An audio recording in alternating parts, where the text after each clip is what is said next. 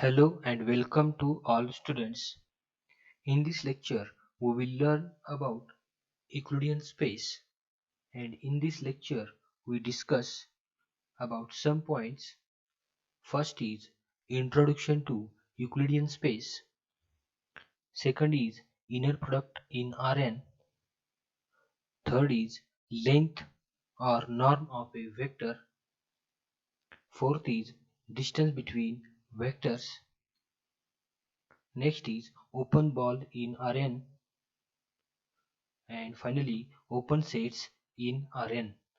So first of all, we start with introduction to Euclidean space. Euclidean space was introduced by ancient Greek mathematician Euclid of Alexandria. Euclidean space is the fundamental space of classical geometry. Originally, it was the three-dimensional space of Euclidean geometry. In modern mathematics, there are Euclidean spaces of any non-negative integer dimension, including the three-dimensional space and the Euclidean plane of dimension 2. All Euclidean spaces of a given dimension are isomorphic. Therefore, here we study a real n space Rn. Let us define Euclidean space Rn. An Euclidean space Rn or real n space is the set of all ordered n tuples where each component of an ordered n tuple is a real number. That is, Rn is the set of all ordered n tuples x1, x2, xn such that xi belongs to R, I runs from 1 to up to n. That is, Rn is the set of all ordered n tuples and all components of ordered n tuples, they are real numbers.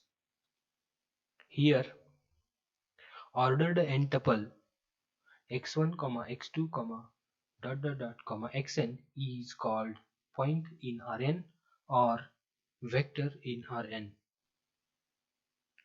For n equal to 1, Rn becomes R and R represents a real line. For n equal to 2, Rn becomes R2 and it geometrically represents Euclidean plane of dimension 2. And for n equal to 3, Rn represents R3 or Rn becomes R3 and R3 represents Euclidean space of dimension 3. So consider the R. So it is the set of all real numbers and geometrically it represents a real line. So we know that the real line, we draw a structure of real line here. So it is a infinite line. So at the middle we know that we put a 0 and on that line we can put infinitely many real numbers. So this line has infinitely many points and each point corresponds to one real number and one real number corresponds to the one point on that line. Now consider R2. R2 is the set of all ordered pairs x, y such that x, y, they are real numbers, or we can say R2 is the set of all ordered pairs such that both the components of that ordered pair, they are real numbers. We can say geometrically it represents a plane R2 plane, or we can say xy plane has dimension 2. Dimension of this Euclidean space is 2 and we draw here x-axis, origin, then points on x-axis, y-axis, points on y-axis. These both axes are perpendicular to each other And suppose A is a point on x-axis, B is a point on y-axis, then ordered pair A comma B we represent like this. So here is the position of ordered pair A comma B. So this is R2 plane, and R2 plane, or we can say that Euclidean space of dimension 2. Next is R3. So R3 is the set of all ordered triples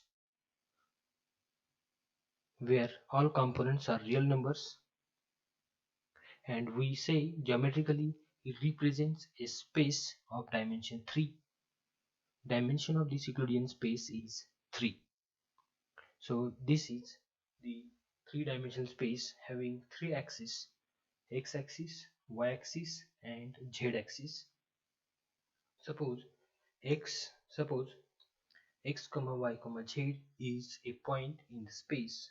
Then here x is nothing but the distance of that point from the plane yz. So x represents a distance of that point from the plane yz plane. And what is y? Y represents a distance of that point from xz plane. This is our xz plane. Okay. And what is z? Z represents, or z gives the distance of that point from xy plane. So in this way we can locate the position.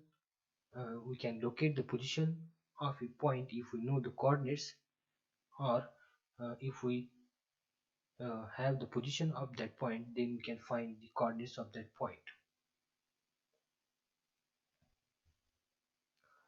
The spaces R, R2 and R3 we can visualize easily, but Euclidean spaces R4 and onward we cannot visualize. We can imagine and can study them accordingly. Here we study the general Euclidean space Rn of dimension n, and this will complete the study of all Euclidean spaces Rn for n equal to 1, 2, 3 and so on. So let us see the operations in Rn. Euclidean space Rn. Let x equal to x1, x2, xn be a vector, and y equal to y1, y2, yn be another vector. So be any two vectors in Rn, then addition of these two vectors x and y is defined as x plus y equal to ordered n tuple having first component x1 plus y1, x2 plus y2, xn plus yn. So this is the addition of these two vectors x and y. So addition is a ordered n tuple whose first component is the addition of first component of vector x and first component of vector y. Similarly, the second component of addition vector x plus y is the addition of second component of vector x and second component of vector y. Similarly, the nth component of this addition vector is the addition of nth component of vector x and nth component of vector y. So this is so x plus y is a vector with n components, and each component of that vector is the addition of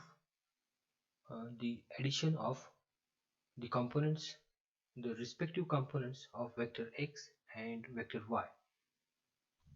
So here all xi's and yi's belongs to R, therefore xi's and yi's, they are real numbers, and xi plus yi is also a real number because addition is closed under the so R is closed under the operation addition. So addition of two real numbers is a real number for all I is equal to 1 to n. Therefore, the vector with n components and having each component as a real number is belongs to Rn. Therefore, but this thing is nothing but the x plus y and it is belongs to Rn. So thus for any two vectors x and y in Rn, their addition vector x plus y is also in Rn. So this shows that the set Rn is closed under vector addition. Okay, so if we take any two vectors in Rn and if we perform the addition of these two vectors, then resultant vector is also a vector in Rn. That is the conclusion of this slide. Now next is, let us see some examples. Example number 1, let x is equal to 3, 5 and y equal to 6, 2 be two vectors in Rn.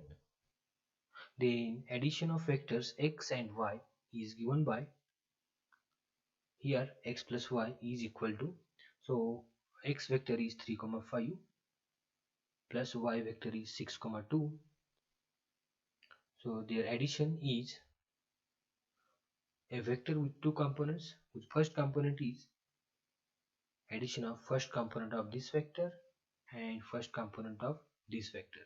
So it is the addition of 3 and 6, and second component is the addition of second component of first vector and second component of second vector.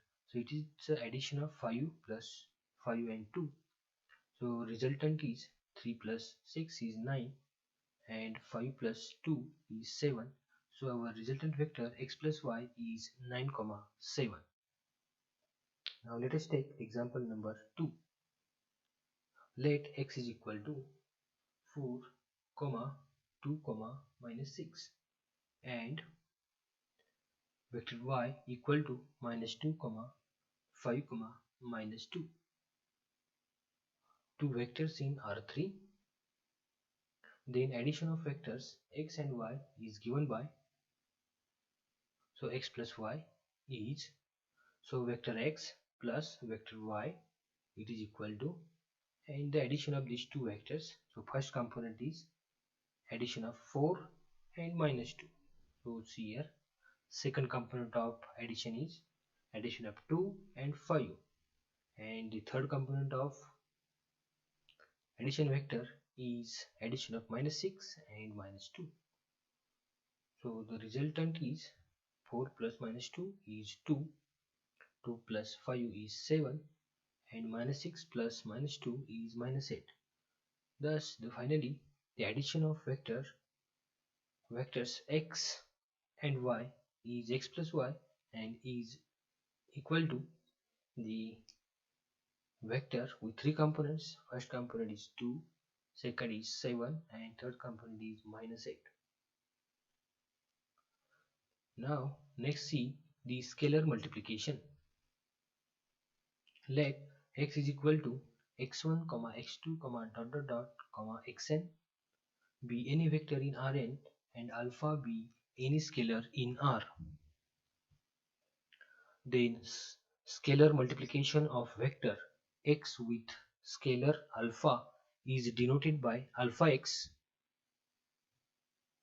and is defined as alpha x equal to alpha x1, alpha x2, alpha xn. So see here, x is a vector with n components, alpha is any scalar, then its scalar multiplication alpha x is also a vector with n components, and see here, the scalar multiplication vector alpha x is obtained from vector x by multiplying to each component of vector x by a scalar alpha. Okay, so this is our scalar multiplication of alpha with vector x. Here all xi's, they are real numbers, and also alpha is a real number. Therefore product of two real numbers is a real number. So alpha xi is a real number for all I equal to 1 to n, and if we form a vector with n components and each component is a real number, so alpha x1 comma alpha x2 comma dot dot dot alpha xn, all these components are real numbers, and this vector has n components, therefore this vector belongs to Rn. Therefore scalar multiplication alpha x belongs to Rn.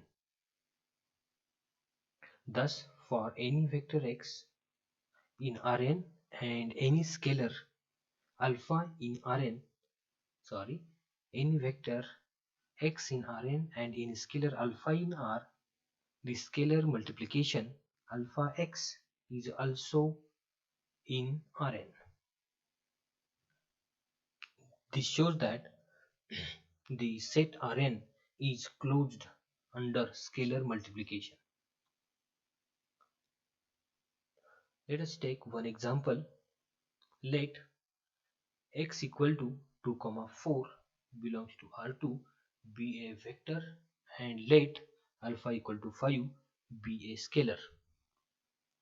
Then scalar multiplication of vector x with scalar alpha is given by alpha x equal to alpha is 5, x is 2, 4, and just multiply to each component of vector x by a scalar 5.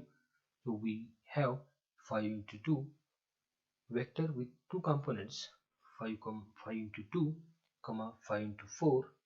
So 5 into 2 is 10, 5 into 4 is 20, and resultant vector is 10 comma 20. Let us take second example. Let x equal to vector 5 comma minus 6 comma minus 2 belongs to R3 be a vector, and let alpha equal to minus 3 be a scalar. Then scalar multiplication of vector x with scalar alpha is given by alpha x equal to, so alpha is minus 3, x is a vector 5 comma minus 6 comma minus 2, and multiply to each component of vector x to by a scalar minus 3, and we get the resultant vector like this: minus 3 comma 5 comma minus 3 into minus 6 comma minus 3 into minus 2. The resultant is minus 15 comma 18 comma 6. Therefore the scalar multiplication of vector x with alpha is minus 15 comma 18 comma 6. Now we see the geometric representation of addition of two vectors. Suppose or let x is equal to 1 comma 3 and y equal to 5 comma 2 in R2 be two vectors, then their addition is x plus y. By the definition of addition of two vectors, the resultant vector is addition of 1 and 5, 6, then addition of 3 and 2, it is 5. So addition of these two vectors is 6 comma 5. Now geometrically we represent all these three vectors. So we have a x-axis, then y-axis. These two axes are perpendicular to each other. Okay, always they are perpendicular. And let us draw a vector x is equal to 1 comma 3. So you can guess where is the position of vector 1 comma 3. So 1 is here, 3 is here, so here will be the position of vector x 1 comma 3. So here is a vector x. Now can you guess where is the position of vector y 5 comma 2? So 5 on the x-axis and 2 on the y-axis. So our guess is here. So here will be the position of vector 5 comma 2. So we draw this vector Okay, so vector y is 5, 2. Now the addition of these two vectors x and vector y, their addition vector is 6, 5. So now can you guess where is the position of addition vector 6, 5? So we observe that 6 on the x-axis and 5 on the y-axis. So this point should be the this point is the position of vector 6, 5. So we draw this vector 6, 5. So okay, so this is addition of uh, addition vector x plus y, which is 6, 5. Now here we complete the parallelogram suspended by the vector x and vector y, so the parallelogram suspended by vector x and y is just draw this line and draw a line from this to this, so it will give a parallelogram uh, suspended by the vector x and vector y, and we observe that the addition of vector x and vector y is nothing but the long diagonal of the parallelogram which is suspended by the vector x and y. So that's it. So geometrically, addition of vector x and y represents a long diagonal of a parallelogram suspended by the vector x and vector y. Okay, that's it. So this is the geometrical representation of addition of two vectors in R2. Now consider the scalar multiplication. So we see the geometrically how it represents. So let x is equal to 1, 2 be a vector in R2 and alpha is equal to 2 be a scalar in R. Then the scalar multiplication of x with scalar alpha is alpha x is equal to 2, 4. Now we geometrically represent vector x and its scalar multiplication with alpha, means this is also a vector, alpha x is also a vector. So geometrically we represent both the vectors here. So let us draw x-axis, y-axis, and let us draw a vector 1, 2. So can you guess where is the position of vector 1, 2? So 1 on the x-axis and 2 from the y-axis. So here is the position of vector 1, 2. So draw this vector. Okay, so this is the vector x 1, 2. Now if we multiply by 2 to the vector x, then our resultant vector is 2, 4. And where is that vector 2, 4? 2, 4 is here. So this will be the position of vector 2, 4. So let us draw this vector 2, 4. Okay, so this is the vector 2, 4. So we observe that the direction of both the vectors, vector x and vector 2x, the direction of both vectors is same. So there is a change in magnitude only. So magnitude means the length of that vector. So as vector 2x is having magnitude double than the vector x, we observe that the vector length of the vector 2x is 2 times the length of vector x. Okay, so this is the geometrical representation of scalar multiplication of vector x by a scalar alpha. Let us consider one more vector. Suppose consider a vector 3, 1. Suppose 3, 1 vector we call it is y vector, y equal to 3 comma 1. And if we multiply to this vector by a minus 3, then what will be our resultant vector? So if we multiply by minus 3, then our resultant vector will be minus 9 comma minus 3. So minus 9 comma minus 3. So where is the position? Where will be the position of that vector? So minus 9 comma minus 3 minus 9 comma minus 3. So this will be the position of the resultant vector. So if we multiply by minus 3 to this vector, then the resultant vector has the position at this point minus 9 comma minus 3, and we draw this vector. Okay, so this is the vector minus 3y.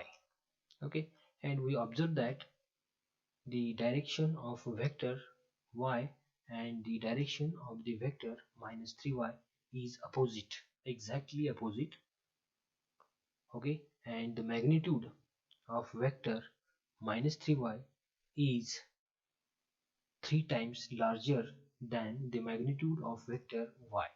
Okay, so this is the geometrical representation of scalar multiplication of two vectors. Based on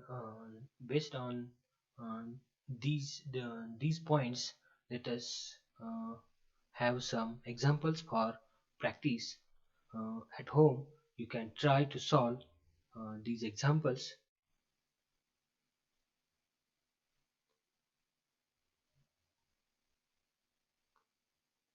Okay, and we can write all these examples, or you can take a screenshot.